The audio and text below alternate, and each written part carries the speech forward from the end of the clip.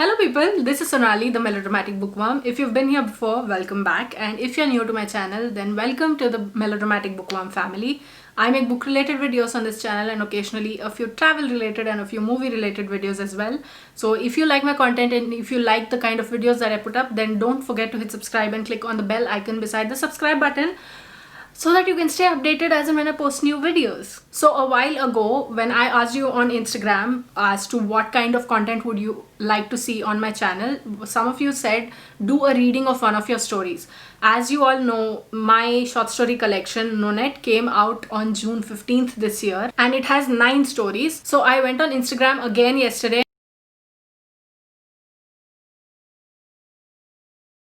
and asked you which of 3 stories you would like me to read, and those 3 stories were Zero, Mystic and Dine and Dash.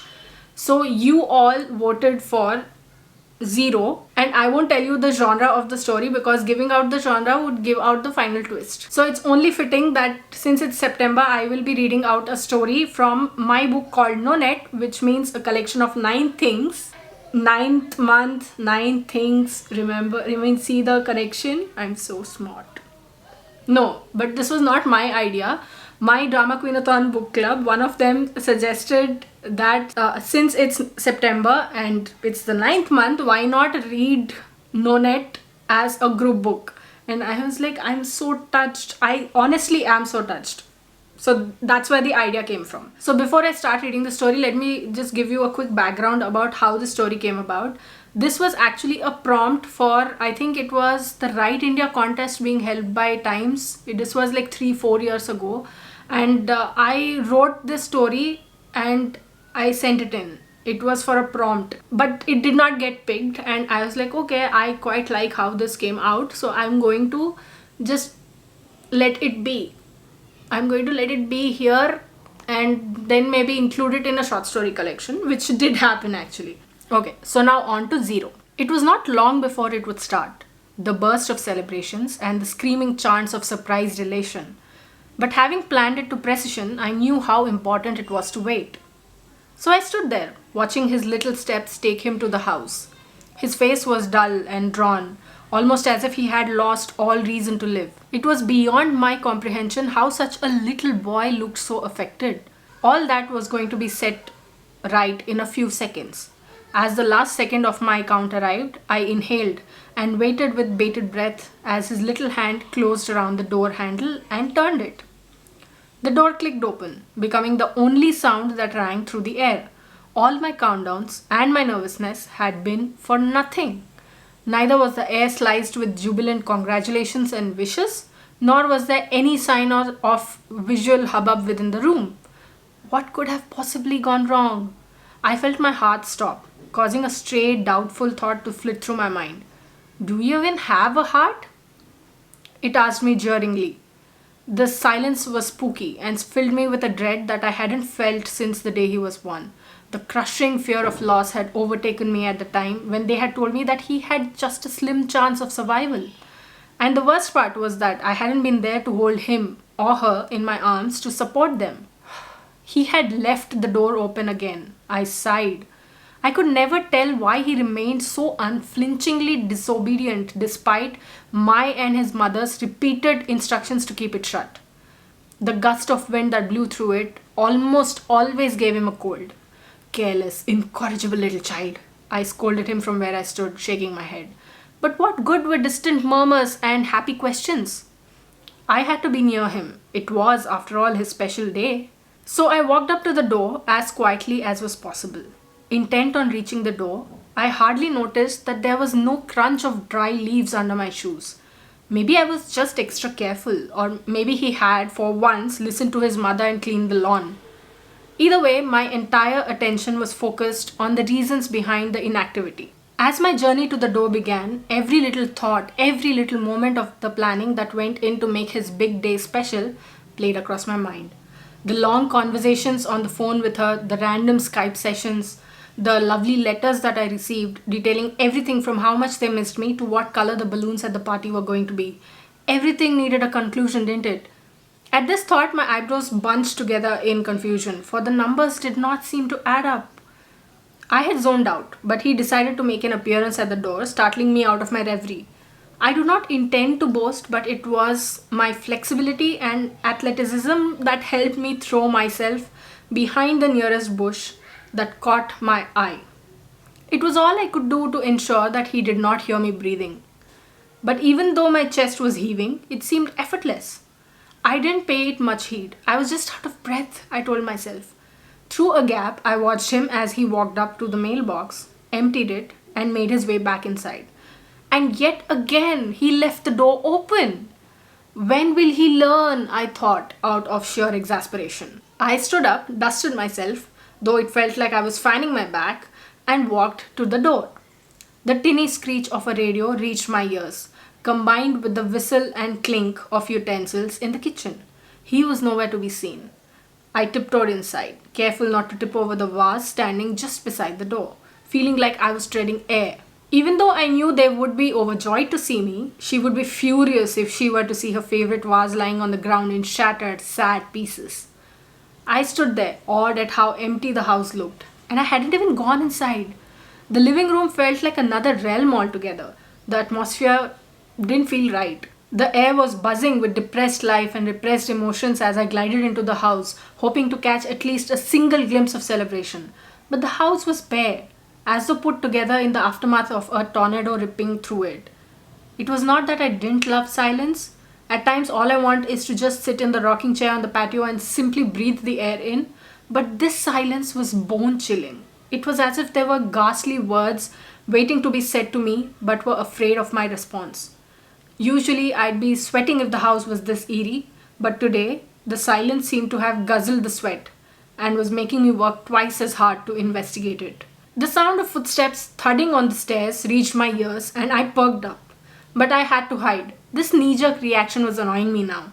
Why should I hide from my own family? Immersed in the volume of this single thought, I hardly realized that the footsteps had stopped. But he was nowhere to be seen. Had he spotted me and gone to tell his mother? I went to stand near the entrance to the kitchen, within earshot, but out of plain sight. I could hear their low voices. He was banging his feet alternately against the legs of the kitchen chair while she stirred something liquid in a utensil on the stove. I usually smelled whatever she was making from a long distance off, but today all my other senses were concentrated on their words rather than the smell lingering in the house. "What happened, Baba?" she asked, her voice affectionate but lacking her usual pomp and fervor. She seemed almost sad. I couldn't hear his response. Either he was just shaking his head or was mumbling something that even she couldn't hear. The little drama king, I thought with a grin as I shook my head. "Why do you look so sad, beta?" she tried again, leaving the ladle against the utensil with a clang. "I want Dad," he said.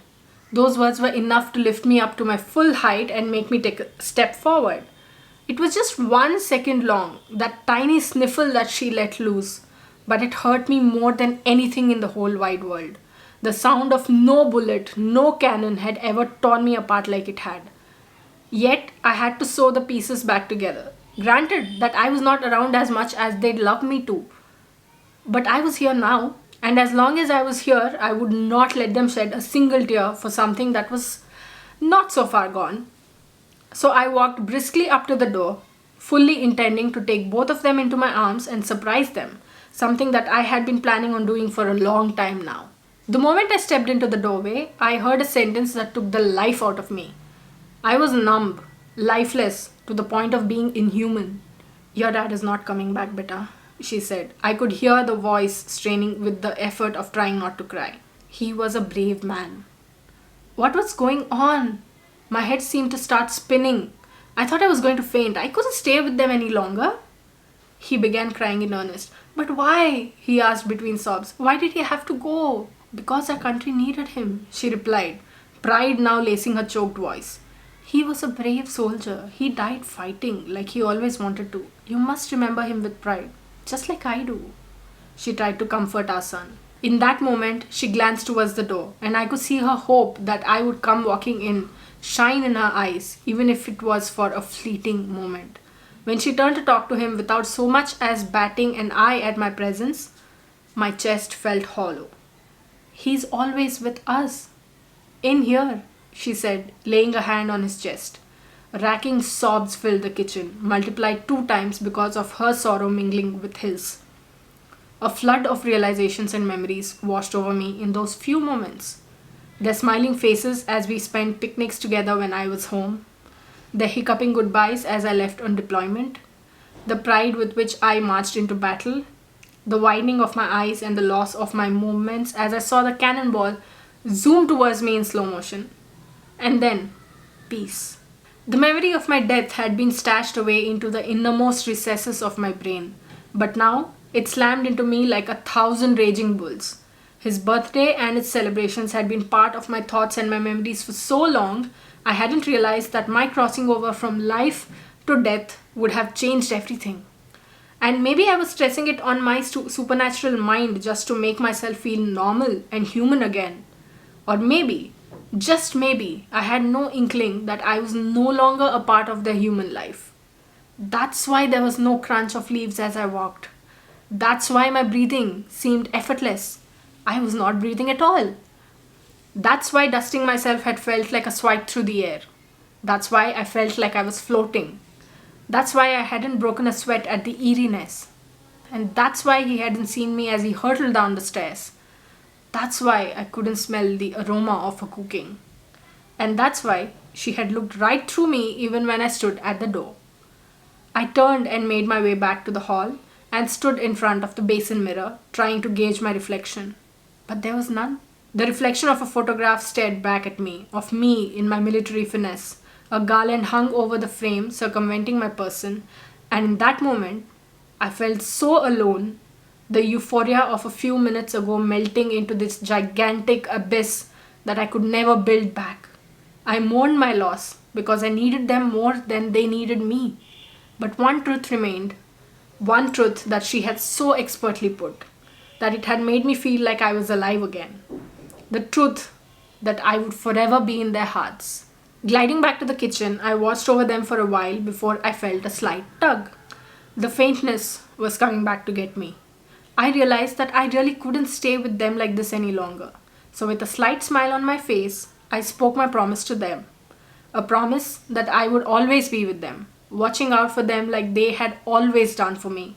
I knew they couldn't hear me, but as I spoke, a breeze riffled through the stiff air and she straightened, looking around. Her eyes were bright with tears, but also with hope. I smiled. I promise, I said again. Then I gave in to the force. And with the knowledge that I was safely ensconced in their hearts, I let myself be sucked into oblivion. I am zero, but I am not nothing. Woo. So that was Zero, a story that I included in my short story collection Nonette. And I'm not a narrator. Like, I can't bring all the nuances of the story in a proper form. I can't bring the story alive. But I can just read the story. So that's what I did, and I hope you like it. I hope you enjoy listening to the story, and I hope that if you want to read the other stories, that you will buy my book. I will leave the Amazon link in the description box below if you really want to go and check my short story collection out. It's been in the world for 2.5 years now. And maybe by the time this video comes out, it will probably be 3 months. So I hope you enjoy, and I hope that if you do buy my book, then you do enjoy reading the book, and I hope you like it. And there's a lot of hope in here, but that's what I'm getting at anyway. So what did you think of this video? Did you like the story? Did you like the narration? Let me know in the comments below. I'd love to hear from you. If you like this video, please like it and share it to spread the word. And if you like my content and would like to see more from me, don't forget to hit subscribe and click on the bell icon beside the subscribe button to get notified as and when I post new videos. Thanks for watching. I'll see you in the next video. Until next time, keep reading, keep watching, and add melodrama to your life.